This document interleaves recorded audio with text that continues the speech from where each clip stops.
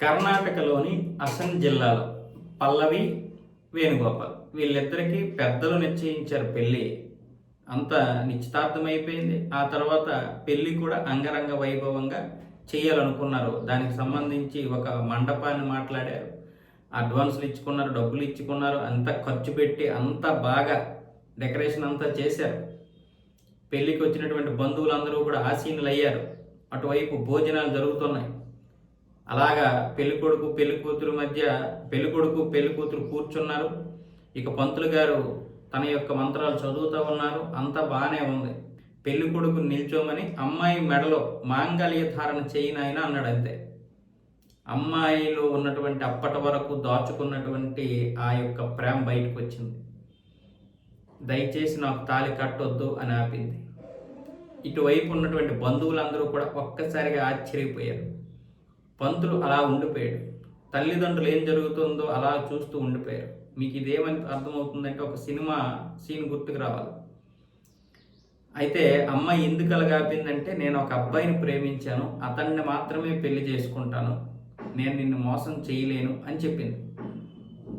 దెబ్బకి అందరూ నిశ్చేష్టులు అయిపోయారు. ఆ అమ్మాయి తరఫున బంధువులు, ఆమె అమ్మ నాన్న అందరూ కూడా నీరు గారిపోయారు. ఏదో జరుగుతుంది, మొత్తానికి పరువు పోయే పరిస్థితి వచ్చేసిందని. అమ్మాయి ఎవరినో ప్రేమిస్తుందని కొంచెం డౌట్గా ఉంది, కానీ ఆ అమ్మాయి ఎప్పుడు వాళ్ళ అమ్మ నాన్నకి చెప్పలేదంట. తాళి కట్టే ముందు చెప్పడంతో వాళ్ళ పరిస్థితి ఎలా ఉంటుంది?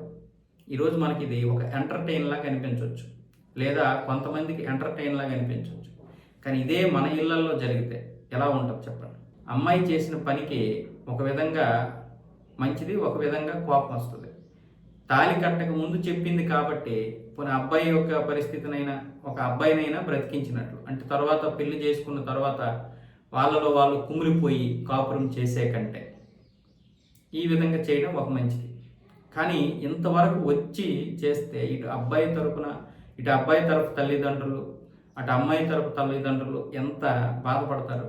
వాళ్ళ పరువు పోయినట్లే కదా. ముఖ్యంగా అమ్మాయి, ఇప్పుడు అమ్మాయి ఎవరిని ప్రేమించింది అనేది తల్లిదండ్రులు చూడాలి. మామూలుగా అయితే చాలామంది ప్రేమిస్తారు, పెళ్ళిళ్ళు మామూలు ఇంట్లోనే క్యాన్సిల్ అయిపోతుంటాయి. నేను వేరే అబ్బాయిని ప్రేమించాను, నేను ఈ అబ్బాయిని చేసుకోను అని చెప్తే అది పెళ్లి పందిరి వరకు రాకపోతే ఏం పర్వాలేదు, నిశ్చితార్థం అవ్వకపోతే పర్వాలేదు. కానీ నిశ్చితార్థం అయిపోయి పెళ్లి పందిరిలోకి వచ్చిన తర్వాత పెళ్ళి ఆగిపోతే ఎంతోమంది తల్లిదండ్రులు గుండెలు ఆగిపోతాయి. అది పరువుతోటి ఖర్చుతోటి కూడినటువంటి పని. ఇటు అబ్బాయి వాళ్ళు ఎంత ఖర్చు పెట్టి ఉంటారు. మళ్ళీ ఆ వేణుగోపాల్ అని అతను అడిగాడంట, నీకు ఇష్టమా లేదని మరొకసారి అడిగాడంట. నాకు ఇష్టం లేదు వేణుగోపాల్, పరిస్థితి ఇదే అని చెప్పిందంట ఆవిడ. సరే అయితే నేను ఈ యొక్క అభిప్రాయాన్ని గౌరవిస్తున్నాను, మేమందరం కూడా వెళ్ళిపోతున్నాం అని చెప్పి వాళ్ళ అమ్మ నాన్నలు తీసుకొని అబ్బాయి వాళ్ళ బంధువులకి క్షమాపణలు చెప్పి వెళ్ళిపోయారు. ఇప్పుడు ఆ అబ్బాయికి మరికొన్ని సంవత్సరాలు పెళ్ళే చేసుకోవాలనిపించదు, చిరాకేస్తుంది. చేసుకోవాలనిపిస్తే ఏ రిజిస్టర్ ఆఫీస్లోనే ఎక్కడో చేసుకుంటాడు. మరి ఇంత ఖర్చు పెట్టలేరు కదా. పైగా పెళ్ళి అయినంత వరకు టెన్షన్. మళ్ళీ రెండోసారి ఎప్పుడైనా ఒకవేళ కుదిరితే ఆ పెళ్ళి అయినంత వరకు టెన్షనే. బంధువులు వచ్చి ఏం మాట్లాడుకుంటారో అర్థం కాదు.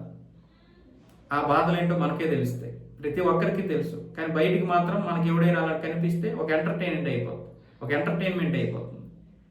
ఎవరైనా భార్య భర్తలు వాళ్ళ యొక్క బాధను దెబ్బలాడుకుంటే మనకు అది ఎంటర్టైన్మెంట్. ఆ నొప్పి ఏంటో వాళ్ళకే తెలుస్తుంది. అలాగే ఈ అమ్మాయి చేసిన పని పెళ్లి చేసుకోకముందు, తాళి కట్టకముందు చెప్పింది మంచిదే. కానీ ఈరోజు వాళ్ళ తల్లిదండ్రుల్ని నడి రోడ్డు మీద నిల్చోబెట్టేసింది. వాళ్ళ పరిస్థితి ఏంటి? అదే ముందే చెప్తే, ఇంతవరకు రాకముందే పెళ్లికి ఏర్పాట్లు చేసుకోవడానికి ముందే చెప్పినా బాగుండేది. వీళ్ళు ఏదో భయంతో ఉంటారు.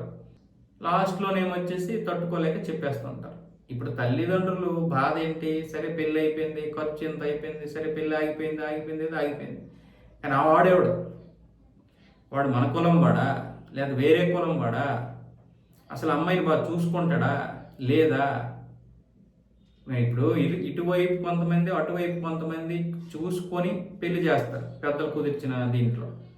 అవి కూడా 70% సక్సెస్, 30% ఫెయిల్ అయిపోతున్నాయి. అలాంటిది ప్రేమ వివాహం అంటే ఇంకెంత భయం ఉంటుంది? చాలా తక్కువ. ప్రేమ వివాహాల్లో 30% సక్సెస్ ఉంటుంది, 70% ఫెయిల్యూర్ ఉంటుంది. పైగా నరకం చూస్తారు. వాడు ఎలాంటి వాడో తెలియదు. మొదట్లో మనకి ఇచ్చిన ప్రేమ వాడు ఇవ్వడు. ఎందుకు ఇవ్వడంటే వాడి బాధలు వాడివి, వీళ్ళు ఏమొచ్చేసి అదే ప్రేమ కావాలంటారు. కానీ కొంతమంది నటిస్తారు.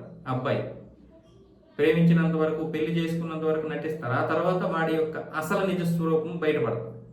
అప్పటికంత అయిపోద్ది. ఇంకా తల్లిదండ్రులకు చెప్పుకోలేదు, తను వాడితో యాగలేదు, నరకం, జీవితం నరకం అయిపోద్ది.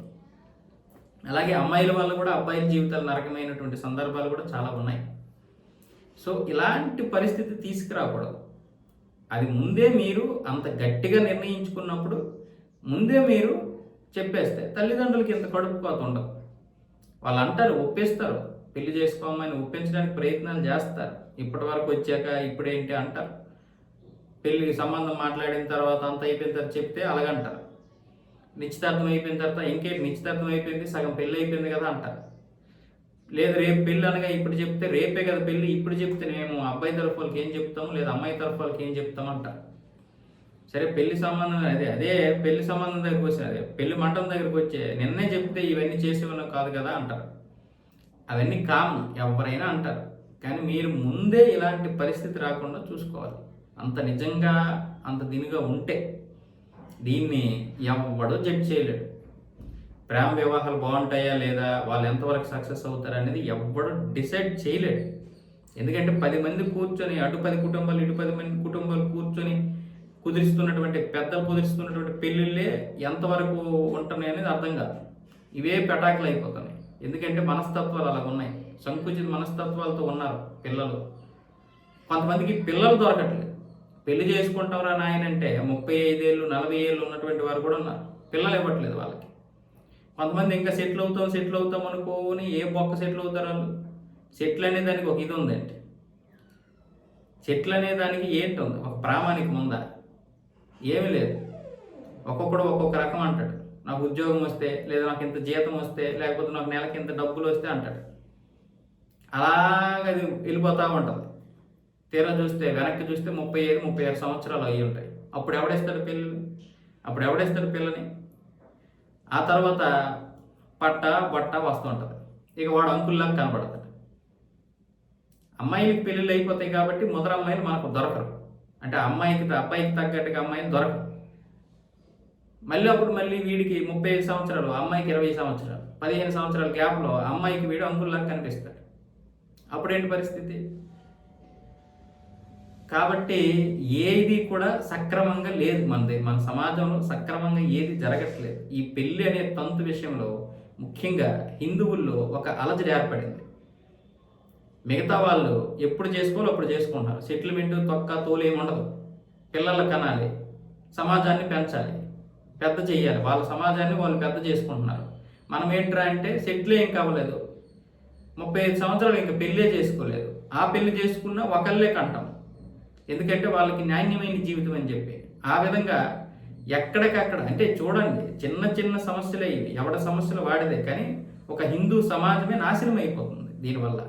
అయితే ఇలా చెప్తే వీడి పని ఏం లేదు, వీడికి ఎక్కడికి తీసుకొచ్చిన ఇక్కడ ఏ టాపిక్ తీసుకొచ్చినా ఇక్కడికే మాట్లాడుతాడు అంటారు. కానీ అదే జరుగుతుంది ఇప్పుడు.